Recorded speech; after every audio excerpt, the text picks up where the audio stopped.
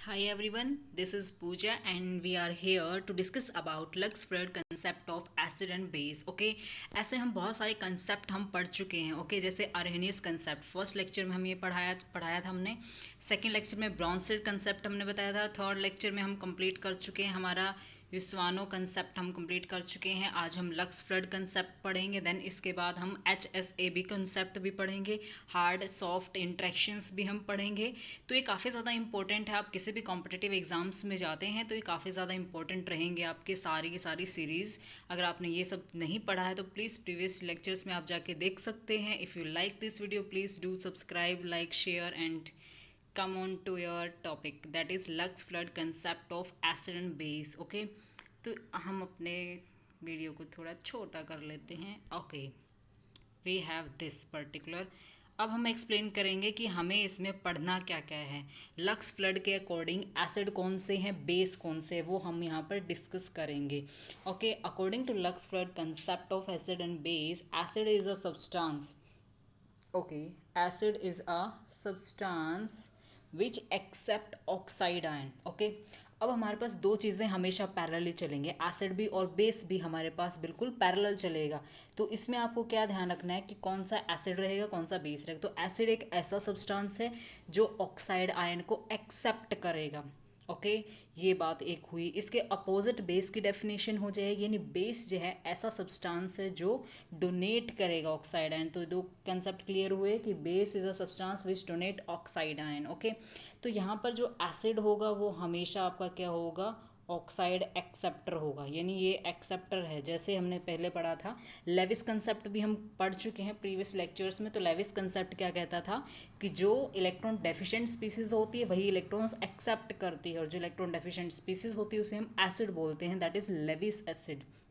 Okay, तो वैसे ही हमारे पास जो ये एसिड है लक्स फ्लड के अकॉर्डिंग भी क्या है, ये ऑक्साइड एक्सेप्टर है. ऑक्साइड एक्सेप्टर क्यों है ये, क्योंकि ये एक इलेक्ट्रॉन डेफिशिएंट होता है. हमने अभी प्रीवियस लेक्चर्स में कंप्लीट किया है कि जो हमारे एसिड्स होते हैं वो इलेक्ट्रॉन डेफिशिएंट होते हैं लेविस एसिड के अकॉर्डिंग. तो जो इलेक्ट्रॉन डेफिशिएंट होता है वो ऑक्साइड को एक्सेप्ट करेगा, क्योंकि ऑक्साइड के ऊपर क्या होता है, टू नेगेटिव, और जिसके पास टू नेगेटिव चार्ज होता है दैट मीन्स वो इलेक्ट्रॉन रिच है. उसके पास नेगेटिव चार्ज देखो ना, तो टू नेगेटिव चार्ज है तो दो टू नेगेटिव चार्ज इसके पास प्रेजेंट है, यानी टू इलेक्ट्रॉन इसके पास एक्स्ट्रा हैं. तो ऑक्साइड तो वैसे जो हमारे एसिड्स होते हैं वो वैसे भी क्या होते हैं, इलेक्ट्रॉन डेफिशिएंट होते हैं.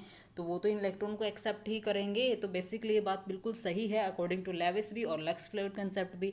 तो एसिड की डेफिनेशन तो एक ही रही, बस यहाँ पर इसने ऑक्साइड को यूज़ किया है एज अ लिगेंड. यहाँ पर जो पूरा एसिड बेस कंसेप्ट चलेगा वो हमेशा O2 नेगेटिव के अराउंड ही घूमेगा. कोई उसको एक्सेप्ट करेगा कोई उसको लूज़ करेगा. जो एक्सेप्ट करेगा वो एसिड होकर, जो लूज़ करेगा वो बेस हो जाएगा. तो यह बात समझ में आ गई आपको. तो लक्स फ्लड के अकॉर्डिंग जो है हमने क्या पढ़ा था कि एसिड जो होते हैं वो क्या होते हैं, इलेक्ट्रॉन डेफिशिएंट स्पीसीज होते हैं. जो इलेक्ट्रॉन डेफिशिएंट स्पीसीज होती हैं वो हमेशा क्या करती हैं, इलेक्ट्रॉन्स को गेन करती हैं. O2 नेगेटिव के पास टू नेगेटिव चार्ज है, इसके पास इलेक्ट्रॉन्स है, तो जो एसिड होगा इसको एक्सेप्ट कर लेगा इसलिए. Is that clear to you. Then next move to your base. Base हमने क्लियर कर चुके हैं कि ऐसा है जो ऑक्साइड को डोनेट करेगा. अगर आपको ये दो बातें समझ में आएंगे पूरा लक्स फ्लड कंसेप्ट आपको समझ में आ जाएगा. सो ओके, तो यहाँ पर जो आपका ये वाला कंसेप्ट है क्लियर हो गया है. इसमें हम ये बोल सकते हैं कि एसिड जो होता है ऑक्साइड एक्सेप्टर होता है और बेस क्या है, ऑक्साइड डोनर हो सकता है. इसको हम इससे भी क्लियर कर सकते हैं. ओके, तो यहाँ पर ये बात क्लियर हो गई है हमारी एसिड ऑक्साइड एक्सेप्टर, क्योंकि वो एक्सेप्ट करता है ऑक्साइड को इसलिए वो ऑक्साइड एक्सेप्टर हुआ, और बेस क्या करता है, डोनेट करता है ऑक्साइड को इसलिए वो ऑक्साइड डोनर हुआ. Okay, move to your next slide. अब हम यहीं पर यही पढ़ रहे हैं कि हमारा लक्स फ्लड कंसेप्ट के अकॉर्डिंग कौन सा एसिड है कौन सा बेस हमारे पास है, ये हम यहाँ पर क्लियर कर रहे हैं आपको. तो इसमें हमने कुछ एग्जाम्पल हमारे पास है calcium oxide. Okay, calcium oxide यहाँ पर दिया हुआ है. कैल्शियम ऑक्साइड को राइट साइड में देखो किस में कन्वर्ट हो रहा है, सल्फाइड के साथ रिएक्शन करता है और एक कैल्शियम सल्फेट की फॉर्मेशन हो रही है.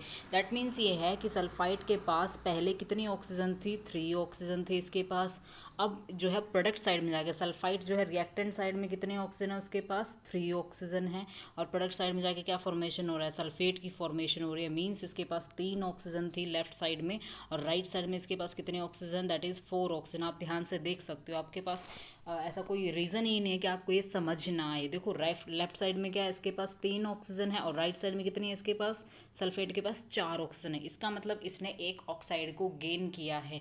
जब इसने एक ऑक्साइड को गेन किया है दैट इज स्पेसिफिकली बिल्कुल सही है इसमें क्वेश्चन में कि ये, तो सल्फाइट यहाँ पर क्या हुआ, एक एसिड हुआ, स्पेसिफिकली एसिड हुआ क्योंकि इसके पास 3 ऑक्सीजन थी, 4 ऑक्सीजन हो गई हैं। इसका मतलब इसने ऑक्साइड को गेन किया है और जो ऑक्साइड को गेन करता है दैट इज एसिड। ये हम प्रीवियस स्लाइड में कंप्लीट कर चुके हैं, दैट मीन्स ये हमारे पास एसिड है।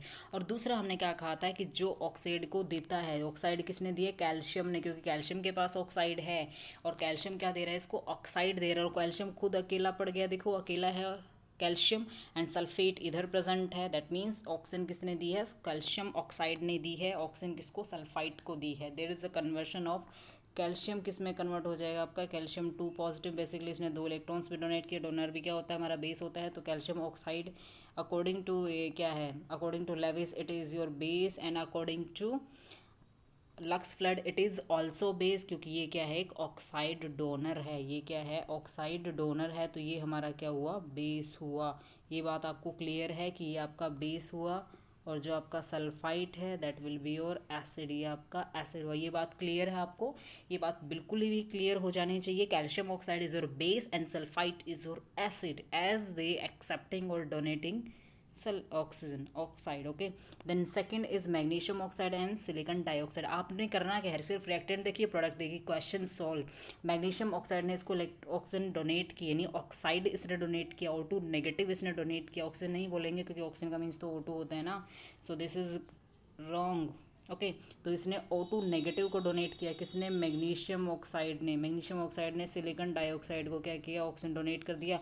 तो राइट साइड में जाकर किस चीज़ की फॉर्मेशन होती है, सिलिकॉन ट्राइऑक्साइड की फॉर्मेशन हो रही है। देखो ध्यान से, बिल्कुल सही है ये बात भी यहाँ पर कि मैग्नीशियम सल्फाइड की यहाँ पर फॉर्मेशन होगी। थर्ड में भी ऐसी है कि जो आपके यहाँ पर CO2 प्रेजेंट होती है, CO2 जो है वो क्या है, एक यहाँ पर एसिड है, क्योंकि एसिड वही होता है जो ऑक्साइड को एक्सेप्ट करता है। मैग्नीशियम इसको क्या दे रहा है, ऑक्साइड दे रहा है। और राइट साइड में किस चीज़ की फॉर्मेशन हो रही है, कैल्शियम कार्बोनेट की फॉर्मेशन हो। देखो ध्यान से, मैग्नीशियम ऑक्साइड है, CO2 इसने इसको ऑक्सीजन ऑक्साइड दे दी है, leads to formation of magnesium carbonate की फॉर्मेशन हो रही है। That means this is your base, ये हमारा बेस हो जाएगा। This one is your acid, ये हमारा एसिड हो जाएगा क्योंकि ये एक्सेप्ट कर रहा है ऑक्साइड, इसलिए एसिड हो जाएगा। मूव टू नेक्स्ट, ये वाले भी हमारे पास ऐसे एग्जांपल है। इसमें हम क्या रिप्रेजेंट कर रहे हैं, कौन से हमारे बेस हैं। यहाँ पर हम क्या बता रहे हैं, जितने भी हमारे बेस हैं वो एक्सप्लेन हो रहे हैं इस वाली स्लाइड में। ओके, देखो कैल्शियम ऑक्साइड ने क्या दिया, ऑक्साइड डोनेट किया, यानी O2 नेगेटिव को क्या किया, उसने डोनेट किया। लेड ऑक्साइड है, लेड ऑक्साइड के पास भी क्या है, ऑक्सीजन है, तो ये भी क्या करेगा, ऑक्साइड डोनेट करेगा। उसके बाद Na2O है हमारे पास, ये भी हमारे पास बेस है क्योंकि ये O2 नेगेटिव डोनेट करेगा। तो जो भी हमारा क्या होता है, जो भी ऑक्साइड डोनर होता है वो हमेशा क्या होता है, बेस होता है। तो ये सारे के सारे हमारे बेस हैं। इस स्लाइड में जितने भी प्रेजेंट है ऑल आर द बेस होते हैं, क्योंकि एसिड जो होता है वो हमेशा ऑक्साइड को एक्सेप्ट करता है, leads to formation of base, और बेस की ऐसे फॉर्मेशन हो जाती है। Okay, move to the next slide. ये भी हमारे पास एक सिंपल स्लाइड है जिसमें ये भी एक्सप्लेन कर रही है कि कैल्शियम ने क्या किया है, ऑक्साइड को डोनेट किया to the silicon dioxide, calcium sulphide की फॉर्मेशन हो गया। ऐसा हमने अभी पढ़ा पीछे। कैल्शियम जो है वाटर को क्या कर रहा है, ऑक्साइड डोनेट कर रहा है, leads to formation of 2 hydroxide की फॉर्मेशन हो रही है क्योंकि इसने डोनेट किया है। तो ये हमारा बेस होगा और ये हमारा एसिड हो जाएगा। सिलिकॉन डाइऑक्साइड भी वैसे ही हमारे पास है। तो इसमें से जो हमारे पास सिलिकॉन है उसके पास ऑक्सीजन आ रही है, तभी तो सिलिकॉन डाइऑक्साइड से किसकी फॉर्मेशन हो रही है, सिलिकॉन ट्राइऑक्साइड की फॉर्मेशन है। आपने सिर्फ ये देखना है किसके पास ऑक्सीजन का नंबर इंक्रीज हुआ है। जिसके पास ऑक्सीजन का नंबर इंक्रीज होता है, यानी जिसने ऑक्साइड को एक्सेप्ट किया, उसी को तो इंक्रीज करेगा। जिसका इंक्रीज होगा वो हमारे पास क्या हो जाएगा, एसिड हमारे पास हो जाएगा। So this is clear from this, दो ये सिलिकॉन डाइऑक्साइड हमारे पास क्या हो जाएगा, एसिड, क्योंकि ये सल्फाइड में कन्वर्ट हो रहा है, यानी इसका ऑक्साइड क्या कर रहा है, इंक्रीज कर रहा है। That's why it is your acid. Okay, move to the next. यहाँ पर हम बात कर रहे हैं एम्फोटेरिक ऑक्साइड्स की हम बात कर रहे हैं। जितने भी आप एक बात क्लियर रखो अपने दिमाग में, एम्फोटेरिक वो चीज़ होती है जो दोनों की तरह बिहेव करती है, एसिड की तरह भी और बेस की तरह भी। आपने एम्फोटेरिक चीज़ें भी पढ़ी होंगी बहुत सारी, इनऑर्गेनिक में, केमिस्ट्री में आप काफ़ी खूब सारे पढ़ते हो।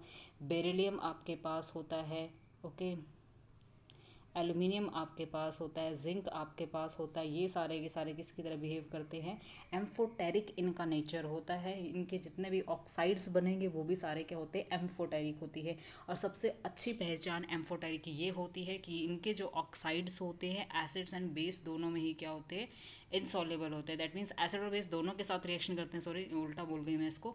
जितने भी एम्फोटेरिक ऑक्साइड्स होते हैं सारे के सारे एसिड एंड बेस के साथ रिएक्शन करते हैं, और एसिड बेस के साथ रिएक्शन करने के बाद कुछ सॉल्ट्स की फॉर्मेशन करते हैं। दूसरा जो मैं इंपॉर्टेंट चीज़ यहाँ पर बता रही थी एसिड बेस के बारे में, ये बता रही थी मैं इंपॉर्टेंट चीज़ दैट कि जितने भी हमारे एम्फोटेरिक ऑक्साइड होते हैं, जितने भी हमारे एम्फोटेरिक ऑक्साइड होते हैं, एम्फोटेरिक ऑक्साइड जितने भी हमारे पास होते हैं सारे के सारे क्या होते हैं, इनसॉल्युबल होते हैं वाटर में। सारे के सारे क्या होते हैं, इनसॉल्युबल इन वाटर। ये काफ़ी ज़्यादा पहचान है इसको डिटेक्ट करने की, यानी जितने भी आपके एम्फोटेरिक ऑक्साइड्स होंगे सारे इनसॉल्युबल होंगे वाटर में। आपके जितने भी जैसे एल्यूमिनियम ट्राइऑक्साइड है, ठीक है, बेरियम ऑक्साइड है, जिंक ऑक्साइड है, इन ऑक्साइड्स की इन कंपाउंड्स को आप क्या करेंगे, वाटर में डाल देंगे तो आपको पता चलेगा ये इनसोल्युबल है, पीपीटी के फॉर्म में प्रेजेंट रहेंगे तो आपको पता चल जाएगा they are the amphoteric oxide. तो एम्फोटेरिक ऑक्साइड्स जो होते हैं हमेशा क्या होते हैं, दोनों प्रॉपर्टीज़ को शो करते हैं, एक्सेप्टिंग भी और डोनेटिंग ऑफ ऑक्साइड। तो ऑक्साइड को एक्सेप्ट भी करते हैं, डोनेट भी करते हैं, तो ये बीच में होते हैं। तो बीच वालों को तो एम्फोटेरिक बोलते हैं, तो ये बीच में एग्जिस्ट करते हैं। ओके, तो जैसे जिंक ऑक्साइड है, इसने क्या कर दिया, डोनेट कर दिया, O2 नेगेटिव डोनेट कर दिया, तो ये क्या हो गया हमारे पास बेस, क्योंकि जो डोनेट करता है वो हमारा बेस होता है।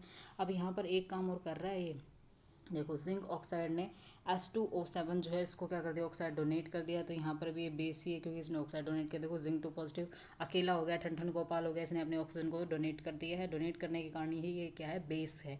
उसके बाद जिंक 2, देखो नेक्स्ट में देखो जिंक के टाइम की फॉर्मेशन हो रही है, दैट मीन्स इसने ऑक्सीजन को एक्सेप्ट भी किया है, क्योंकि यहाँ पर जिंक के पास पहले एक ऑक्सीजन, देखो लेफ्ट में देखो इसके पास क्या एक ही ऑक्सीजन है, लेकिन एक और ऑक्सीजन को इसने एक्सेप्ट कर लिया, तो जिंकेट की फॉर्मेशन होगी, जिंक O2 की यहाँ पर फॉर्मेशन हो गई है। नेक्स्ट देखो ध्यान से, लास्ट में देखो इसने क्या किया है, जिंक ने Na2O के साथ रिएक्शन करके क्या कर दिया है, जो ऑक्सीजन है यहाँ पर एक्सेप्ट कर ली है। जब इसने ऑक्सीजन एक्सेप्ट कर ली है दैट मीन्स ये हमारे पास क्या हो गया, एसिड होगा। जो एसिड होता है वो ऑक्साइड को एक्सेप्ट कर ले, तो ये एसिडिक प्रॉपर्टी भी शो कर रहा है, ये बेसिक प्रॉपर्टी भी शो कर रहा है, that means this is amphoteric.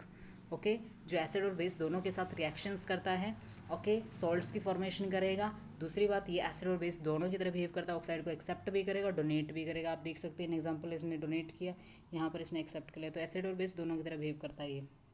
Next देखो, नेक्स्ट हमारे पास ये है एल्यूमिनियम ट्राइऑक्साइड की हमने बात की थी। सारे के सारे क्या हैं, बुक के एग्जांपल्स हैं, मैंने अपने मन से नहीं बनाया है कुछ भी। ओके, सारे एग्जांपल्स जितने भी एक्सप्लेन कर रहे हैं सारे के सारे बुक के एग्जांपल्स हैं। ओके, तो इस वाले एग्जांपल में ध्यान से देखो, एल्यूमिनियम ट्राइऑक्साइड है, सेम रिएक्शंस होगा, ये भी क्या कर सकता है, अपना ऑक्साइड को डोनेट भी कर सकता है, ऑक्साइड को क्या कर सकता है, गेन भी कर सकता है। इस तरह से ऑक्सीजन को देखो सेकंड रिएक्शन में तो इसने क्या किया, ऑक्साइड को गेन किया, एल्यूमिनियम A2O3 हमारे पास था, इसने क्या बना दिया, एल्यूमिनियम डाइऑक्साइड नेगेटिव बना दिया है। ओके, तो इस तरह से आपको यहाँ पर ध्यान रखने। इस तरह से हमने देखो नीचे भी हमने बहुत सारे एग्जांपल है, एल्यूमिनियम ट्राइफ्लोराइड हमारे पास है, सोडियम F के साथ इसने रिएक्शन कर दिया है। यहाँ पर क्या हो गया, जो हमारा एल्यूमिनियम ट्राइफ्लोराइड है, एल्यूमिनियम ट्राइफ्लोराइड ने क्या किया है, फ्लोराइड को एक्सेप्ट किया है, ठीक है, फ्लोराइड को इसने एक्सेप्ट किया है। This is also the acid, ये भी हमारे पास क्या है, एसिड, क्योंकि हमने बताया था ऑक्साइड 2 नेगेटिव है और फ्लोरीन 1 नेगेटिव हमारे पास है, तो ये भी एनाइनिक स्पीसीज हैं। इनको किसने एक्सेप्ट किया है, इसने एक्सेप्ट किया, तो इसकी फ्लोराइड के टर्म्स में भी हमारे पास वही डेफिनेशन रहेगी। जो फ्लोराइड को एक्सेप्ट करेगा वो एसिड हो जाएगा, जो डोनेट करेगा वो बेस हो जाएगा। तो फ्लोराइड और सल्फर दोनों किसी की कंसेप्ट में आप बात कर लीजिए, अगर आप फ्लोराइड की टर्म्स में बात करते हैं, H2 नेगेटिव टर्म्स में बात, वही रहेगा आपके पास, एक्सेप्टर हमेशा आपका क्या रहेगा, एसिड रहेगा। एक्सेप्टर हमेशा एसिड होगा और जो डोनर होगा वो हमेशा आपका बेस होगा। तो कितने भी रिएक्शन कर लीजिए, जैसे आप CH2 है, इसका Na2S के साथ आपने रिएक्शन कर दिया है, तो कैडमियम जो है था हमारे पास का, कैडमियम H2 था हमारे पास, कन्वर्ट किस में हो रहा है, कैडमियम S3 में कन्वर्ट हो रहा है। इसका मतलब इसने सल्फाइड को क्या किया, एक्सेप्ट किया है, that means this is your acid, ये हमारा क्या हो जाएगा, एसिड हो जाएगा। ओके, तो आप किसी के टर्म्स में पढ़ ले, आपने सिर्फ इतना याद रखना, जो एनाइनिक स्पीसीज को, इलेक्ट्रॉन्स को जो एक्सेप्ट करता है वो हमेशा एसिड होता है। यहाँ पर हमने कुछ रिएक्शन बताया कि एल्यूमिनियम ऑक्साइड का अगर हम हाइड्रोक्लोरिक एसिड के साथ रिएक्शन करेंगे, नहीं, एल्यूमिनियम ट्राइऑक्साइड का रिएक्शन अगर हम किसके साथ करते हैं, HCl के साथ अगर हम रिएक्शन करते हैं, lead to formation of aluminium chloride की आपके पास फॉर्मेशन होती है, नहीं, तो एक सोल्ट की फॉर्मेशन ये कर रहे हैं। मैंने अभी पहले बताया था कि जितने भी एम्फोटेरिक ऑक्साइड्स होते हैं एसिड्स एंड बेस के साथ रिएक्शन करके हमेशा क्या बनाते हैं, सॉल्ट्स की फॉर्मेशन। तो ये सॉल्ट बन गया हमारा एल्यूमिनियम, एम्फोटेरिक है, इसने HCl के साथ रिएक्शन करके, एसिड के साथ रिएक्शन करके बना दे एक सॉल्ट की फॉर्मेशन कर दी है। नेक्स्ट ये क्या करेगा, बेस के साथ भी रिएक्शन करेगा, बेस के साथ रिएक्शन करके सोडियम एल्यूमिनेट की फॉर्मेशन हो जाएगी, इसके पास OH ट्राई हाइड्रोक्साइड की यहाँ पर फॉर्मेशन हो जाएगी। Okay, this is your also salt. मोटो दैन, तो ये हमारे पास सारे के सारे बेसिक ऑक्साइड्स हैं, क्योंकि ये सारे ऑक्सीजन डोनर हैं, ऑक्साइड डोनर हैं, सारे के सारे बेसिक ऑक्साइड्स हैं। ये भी हमारे पास एक पर्टिकुलर रिएक्शन न्यूट्रलाइजेशन, जो मैग्नीशियम ऑक्साइड जो है HCl के साथ रिएक्शन करके मैग्नीशियम Cl2 की फॉर्मेशन करता है। दिस इज ऑल्सो है salt and water releases out. यहाँ पर हमने रिएक्शन दिया है कि एल्यूमिनियम ट्राई हाइड्रोक्साइड जो है OH नेगेटिव आयंस के साथ रिएक्शन करके बनाता है एल्यूमिनियम टेट्रा हाइड्रोक्साइड की फॉर्मेशन करता है। So this is also very important, this is reaction. Okay, this is the example of zinc oxide जो हमारे पास होता है। जिंक ऑक्साइड का अगर हम रिएक्शन कराते हैं HCl के साथ, तो ये भी क्या बनाएगा, जिंक सोल्ट की फॉर्मेशन करेगा। अभी हमने बताया कि जितने भी एम्फोटेरिक ऑक्साइड्स होते हैं वो HCl एंड बेस के साथ रिएक्शन करके हमेशा सॉल्ट की फॉर्मेशन, तो जिंक ऑक्साइड ने क्या किया, HCl के साथ रिएक्शन करके जिंक क्लोराइड की फॉर्मेशन कर दिया। देन वाटर उसी तरह से NaOH के साथ रिएक्शन करेगा, zinc oxide leads to formation of this particular zincate ion की यहाँ पर फॉर्मेशन हो जाएगी। ओके, नेक्स्ट हम स्टार्ट करेंगे हार्ड सॉफ्ट एसिड बेस में। हम क्या कंप्लीट करेंगे, लेक्चर तो वही चल रहा है हमारा, तो इस वाले टॉपिक में हम क्या पढ़ेंगे, hard soft acid base concept हम पढ़ेंगे कि कौन से हमारे हार्ड एसिड होते हैं, कौन से हमारे सॉफ्ट एसिड होते हैं, कौन से हमारे हार्ड बेस होते हैं, कौन से हमारे सॉफ्ट बेस होते हैं। तो उसमें हम डिवीज़न करेंगे। जितने भी आप कंसेप्ट पढ़ चुके हैं, आपने उसमें तरह तरह के एसिड्स पढ़े हैं, Arrhenius, Bronsted, Lewis, Lux Flood concept है, या फिर योसानो कंसेप्ट आपके पास, इसके अकॉर्डिंग आप एसिड्स पढ़ चुके हैं। अब आपको डिवाइड करना है कौन सा हार्ड है कौन सा सॉफ्ट। ये नहीं है कि उनका नेचर है हार्ड सॉफ्ट, वो आपके इलेक्ट्रॉन विड्रॉइंग जितने भी मेटल्स होंगे वो आपके हार्ड होंगे, जो आपके काफ़ी ज़्यादा लार्ज साइज़ के होते हैं वो आपके सॉफ्ट मेटल्स होंगे। तो ओके, तो इनका हमें डिवीज़न पढ़ना है इस लेक्चर में, तो इसको हम कंप्लीट कर रहे हैं अभी। देखो, सबसे पहले हम पढ़ते हैं मेटल्स का, सबसे पहले हम डिवीज़न करेंगे। ओके, सबसे पहले हम क्या करेंगे, मेटल्स का डिवीज़न करेंगे, क्लासीफाई करेंगे उनको, 2 पार्ट्स में हम डिवाइड करेंगे। That is first is your class A metal हमारे पास हो जाएंगे, and then class B metal हमारे पास हो जाएंगे। दैट मीन्स क्लासिफिकेशन कर रहे हैं हम एसिड्स की स्पेशली, फिर हम बेसिस को डिवाइड करेंगे। ओके, तो क्लास A मेटल में ऐसे हमारे पास मेटल्स आते हैं जिसमें हमारे पास एल्कली के मेटल्स होंगे, alkali metal that is your s block के elements, first group of s block that is alkali metal, second group of s block that is alkaline earth metal हमारे पास है। जितने भी लाइटर मेटल्स हमारे पास होते हैं या फिर हायर ऑक्सीडेशन स्टेट में जितने भी मेटल्स होते हैं, सारे के सारे हमारे किस में आएंगे, क्लास A मेटल्स में आएंगे। बेसिकली मैं आपको सिर्फ इतना कहना चाहूँगी कि क्लास A मेटल में जितने भी आपके पास प्रेजेंट होते हैं मेटल्स, जितने भी आपके पास प्रेजेंट होते हैं, सारे के सारे वो मेटल्स होते हैं जो एस ब्लॉक के होते हैं, और वो कौन से ऑक्सीडेशन स्टेट में हो, higher oxidation state of your transition metal. And transition metal भी कुछ काउंट होते हैं इसमें जिनकी ऑक्सीडेशन स्टेट बहुत ज़्यादा हायर होती है। बेसिकली सारे स्मॉल साइज़ के होते हैं। जैसे क्लास B हमारे पास है, क्लास B में सारे लार्ज साइज़ के मेटल्स आएंगे। कौन से आएंगे, हमारे लार्ज साइज़ के हमारे पास सारे के सारे मेटल्स आएंगे। सारे के सारे जो क्लास B के हमारे पास मेटल्स होंगे वो सारे लार्ज साइज़ के कौन कौन से हैं, देखो, हैवियर अर्थ मेटल्स हमारे पास आ जाएंगे, या फिर वो मेटल होंगे जिनकी ऑक्सीडेशन स्टेट काफ़ी ज़्यादा लोअर है, यानी लोअर ऑक्सीडेशन स्टेट वाले सारे काउंट होंगे इसमें। तो ये आपको याद रखना है इसमें। ओके, क्लास A B हमने डिवाइड कर दी। नेक्स्ट मूव टू योर, अब हम क्या करेंगे, बेसिस को क्लासीफाई करेंगे। जो हमारे बेस हैं लिगेंड्स उनको क्लासीफाई करेंगे, class A ligand, class B ligand हमारे पास है। क्लास A लिगेंड जो होते हैं वो लिगेंड्स होते हैं जो काफ़ी स्मॉल साइज़ के होते हैं, इलेक्ट्रॉन विड्रॉइंग होते हैं, जिनकी इलेक्ट्रॉन विड्रॉइंग टेंडेंसी बहुत ज़्यादा होती है, इलेक्ट्रॉन नेगेटिविटी बहुत ज़्यादा हाई होती है, तो वो हमारे आएंगे क्लास A लिगेंड। जैसे नाइट्रोजन है, ऑक्सीजन है, फ्लोरीन है, तो ये क्या होते हैं, काफ़ी ज़्यादा स्मॉल साइज़ के भी हैं, काफ़ी ज़्यादा स्मॉल साइज़ के भी हैं, और इलेक्ट्रॉन नेगेटिविटी भी इनकी बहुत ज़्यादा, यानी इलेक्ट्रॉन विड्रॉइंग भी बहुत ज़्यादा होते हैं। सेकंड, क्लास B मेटल जो हमारे पास हैं, क्लास B मेटल में लार्ज साइज़ के आएंगे, आपके क्या आएंगे, सारे के सारे लार्ज साइज़ के आएंगे, और वो क्या होंगे, लेस इलेक्ट्रॉन विड्रॉइंग होंगे। Okay, less electron withdrawing group होंगे, ये आपको ध्यान रखना है इसमें। तो क्लास A लिगेंड कौन से होंगे, जो आपके स्ट्रॉन्ग इलेक्ट्रॉन विड्रॉइंग ग्रुप हैं, स्मॉल साइज़ के हैं। क्लास B में लिगेंड्स कौन से होंगे, जो काफ़ी लार्ज साइज़ के होते हैं, एंड काफ़ी लार्ज साइज़ के हैं, इलेक्ट्रॉन विड्रॉइंग पावर इनकी काफ़ी कम है। जैसे फॉस्फोरस है, सल्फर है, सिलिकॉन है, आयोडीन है, काफ़ी लार्ज साइज़ है, कोई इलेक्ट्रॉन विड्रॉइंग पावर नहीं है इसमें। फ्लोरीन की इलेक्ट्रॉन विड्रॉइंग पावर है, Cl की इलेक्ट्रॉन विड्रॉइंग पावर, सबकी इलेक्ट्रॉन विड्रॉइंग पावर इनकी नहीं है। ओके, अब हम डिवाइड कर रहे हैं hard acid and soft base में, हमको क्या कर रहे हैं, डिवाइड कर रहे हैं। देखो कैसे डिवाइड करेंगे, यहाँ पे देखो हार्ड एसिड जो हमारे पास होते हैं, हमने कंप्लेन अभी हम पढ़ चुके हैं कि हार्ड एसिड वाले जो हमारे पास मेटल्स होते हैं वो सारे वो मेटल्स होते हैं जो क्लास ए में काउंट होते हैं। तो कौन से मेटल काउंट होंगे? जो क्लास ए में हमारे पास मेटल्स आते हैं वो सारे के सारे क्या होंगे? हार्ड एसिड्स होंगे। Alkali metal, alkaline earth metal, lighter transition metals जिनकी क्या होती है हाइयर ऑक्सीडेशन स्टेट में जो प्रेजेंट होते हैं, तो वो हमारे आ जाएंगे क्लास ए में और वही हमारे हार्ड एसिड्स होंगे। ये आपको क्लियर हो गया है कि हार्ड एसिड कौन से हैं? तो हार्ड एसिड कौन से हमारे क्लास ए मेटल वाले, alkali, alkaline, higher oxidation state वाले जितने भी होते हैं, स्मॉलर साइज के मेटल आयंस जो होते हैं वो सारे हार्ड एसिड्स में काउंट होंगे। फिर हमारे जो सॉफ्ट एसिड्स होते हैं, सॉफ्ट एसिड्स हमेशा क्या होंगे? लार्ज साइज के होंगे। हैवियर मेटल्स हमारे पास होते हैं जितने भी, और लोअर ऑक्सीडेशन स्टेट के ट्रांजिशन के भी आपके काउंट हो जाएंगे सॉफ्ट में। यानी क्लास बी मेटल्स जो होंगे आपके सॉफ्ट एसिड्स होंगे, लार्ज साइज के होंगे। हैवियर जितने भी ट्रांजिशन मेटल होते हैं वो सारे इसमें काउंट होंगे। ओके, अब बात करते हैं बेसिस की। बेस हम बता चुके हैं। हार्ड बेस कौन से होंगे हमारे पास? क्लास ए वाले। क्लास ए वाले जो हैं वो सारे हमारे क्या होंगे? हार्ड बेस होंगे, जो काफ़ी स्मॉल साइज़ के होंगे और इलेक्ट्रॉन विड्रॉइंग ग्रुप्स होंगे जो। और जो सॉफ्ट वाले होंगे वो काफ़ी लार्ज साइज़ के होंगे, जैसे आयोडीन है, ब्रोमीन बॉर्डर लाइन में आता है। ओके, उसके बाद सल्फ़र है, सिलिकॉन है, ये सारे के सारे क्या होंगे? सॉफ्ट होंगे, जो काफ़ी लार्ज साइज़ के होते हैं, जो पोलराइज्ड, जिनका इलेक्ट्रॉन काउंट होता है।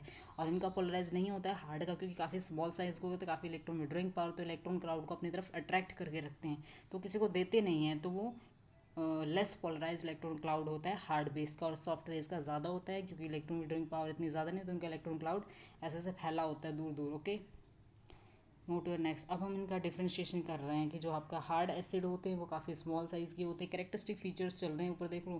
Characteristic features of hard acid and soft basis के जो कैरेक्टरिस्टिक फीचर्स हैं वो हम यहाँ पर पढ़ रहे हैं। तो क्लास जो हमारे हार्ड एसिड है, सॉफ्ट एसिड, दोनों के मैंने लिखा हुआ है यहाँ पर, ठीक है। स्मॉल साइज़ होता है हार्ड एसिड्स का, और उनके ऑर्बिटल्स में काफ़ी ज़्यादा गैप होता है। जो आपके हार्ड एसिड्स होते हैं उसके होमोलिमो गैप, ये इसका हो गया होता है होमो होता है। मान लो कोई मेटल हमारे पास है, मान लो H पॉजिटिव हमारे पास है, ये हमारे पास होमो हो गया, ये इसका ल्यूमो होगा। तो इसमें जो गैप होता है, होमोलिमो गैप जो होता है, ये बहुत ज़्यादा हाई होता है। ये ऑर्बिटल्स होते हैं, कभी सोचो क्या लिख दिया मैडम ने। होमो का मीन्स यहाँ पर क्या है? अगर आपने पढ़ा हुआ है तो अच्छी बात, नहीं पढ़ा हुआ तो यहाँ पर देख लीजिए। होमो का मीन्स यहाँ पर क्या है कि यहाँ पर देखो, तो यहाँ पर जो हमारे पास होमो है, that is your highest occupied molecular orbital. That means ये इलेक्ट्रॉन रिच स्पीसीज होती है हमारे पास, ठीक है। इलेक्ट्रॉन रिच ऑर्बिटल है ये, this is electron rich orbital हमारे पास। इलेक्ट्रॉन्स इसमें प्रेजेंट होते हैं, दैट इज स्पेसिफिकली आपकी क्या होती है? ग्राउंड स्टेट होती है। और ल्यूमो आपकी क्या होती है? एक्साइटेड स्टेट होती है। आपकी क्या होती है? एक्साइटेड स्टेट होती है। तो ह्यूमो और ल्यूमो के बीच में हमें ट्रांजिशन करवाना होता है इलेक्ट्रॉन्स का, यहाँ से यहाँ इलेक्ट्रॉन्स का ट्रांजिशन होता है। तो जब हम इलेक्ट्रॉन का ट्रांजिशन करवाते हैं तो हमें पता चलता है कि हमें एक्सपेरिमेंटली पता चला है हार्ड एसिड्स में जो होमो ल्यूमो के बीच में गैप होता है दैट इज़ वेरी हाई होता है।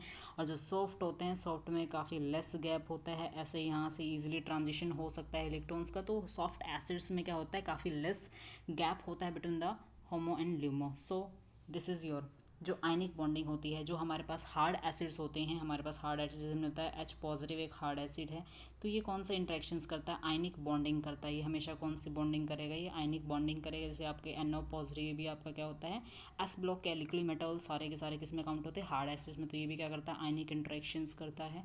तो ये इन्होंने बताया हाई चार्ज इनके ऊपर होता है। नॉन पोलराइज ऑफ कोर्स मैंने अभी बताया था कि इनका चार्ज जो होता है वो नॉन पोलराइजेबल होता है। दैट मीन्स पोलराइज नहीं होता है, क्योंकि इनका साइज बहुत छोटा होता है। जैसे आपका टाइटेनियम +3 ऑक्सीडेशन स्टेट में प्रेजेंट है, तो इसके ऊपर प्लस चार्ज बहुत ज़्यादा, अपने इलेक्ट्रॉन्स को विड्रॉ करके रखेगा अपने पास, देगा नहीं किसी को भी, पोलराइज्ड बिल्कुल भी नहीं है। हार्ड हमेशा हार्ड को लाइक करता है। इसके अपोज में देखो लार्ज साइज के होते हैं ऑर्बिटल्स में एनर्जी गैप काफ़ी लेस होता है। इसमें आयनिक बॉन्डिंग, तो इसमें कोवलेंट बॉन्डिंग, इसमें हाई चार्ज होता है।